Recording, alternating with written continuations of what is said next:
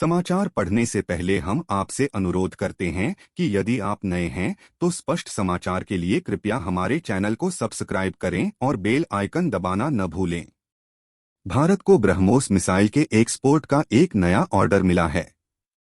Philippines के बाद अब इंडोनेशिया ने इस मिसाइल को खरीदने की इच्छा जताई है।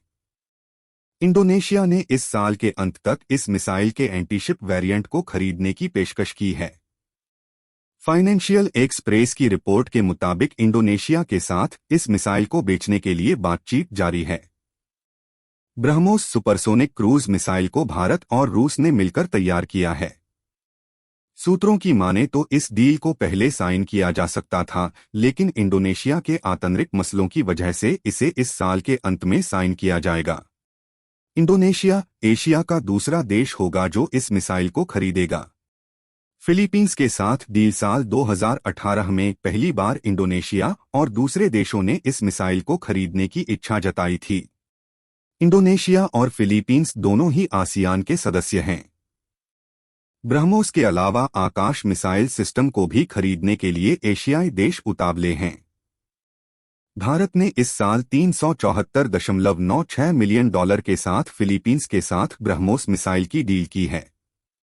ब्रह्मोस मिसाइल का जो वर्जन इंडोनेशिया ने खरीदने की इच्छा जताई है, उसे किसी वॉरशिप पर भी फिट किया जा सकता है। 92898575 ब्रह्मोस एरोस्पेस ज्वाइंट वेंचर की भारत और रूस की टीमें पहले ही इंडोनेशिया का दौरा कर चुकी हैं। इन टीमों ने यहां पर एक शिपयार्ड पर जाकर मिसाइल को फिट करने की संभावनाओं के बारे में अध्ययन किया। ब्रह्मोस मिसाइल एक शॉर्ट रेंज वाली रैमजेट सुपरसोनिक क्रूज मिसाइल है, जिसे एयरक्राफ्ट, जहाज और जमीन के साथ ही पनडुब्बी से भी लॉन्च किया जा सकता है। इस मिसाइल की स्पीड 2.8 मैक से भी ज्यादा है। $300 मिलियन की लागत से तैयार इस मिसाइल की खरीद के लिए मलेशिया ने भी हाथ बढ़ाया है। चीन की घेराबंदी भारत और इंडोनेशिया के बीच पिछले कुछ वर्षों में संबंध और गहरे हुए हैं। एक्ट ईस्ट पॉलिसी के तहत इंडोनेशिया भारत का अहम साझीदार है। प्रधानमंत्री नरेंद्र मोदी ने जब इस देश का दौरा किया तो ये रिश्ते और मजबूत हो गए। दोनों देशों के रिश्ते समुद्रों की रक्षा और आपसी सुरक्षा सहयोग पर निर्भर हैं।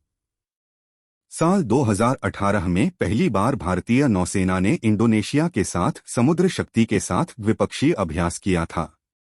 इसके अलावा ये दोनों देश हिंद महासागर का अहम अंग हैं। चीन लगातार इस हिस्से में अपनी मौजूदगी को मजबूत कर रहा है। इस क्षेत्र के नाटूना द्वीप के करीब चीन की गतिविधियों में तेजी आई है। भारत और इंडोनेशिया दोनों ही इस वजह से आपसी रक्षा सहयोग को सुनिश्चित करने में लगे हैं। चीन से अपनी जमीन की रक्षा करना इंडोनेशिया का भी मकसद है। ऐसे में ब्रह्मोस मिसाइल की खरीद उसके लिए फायदेमंद साबित होने वाली है।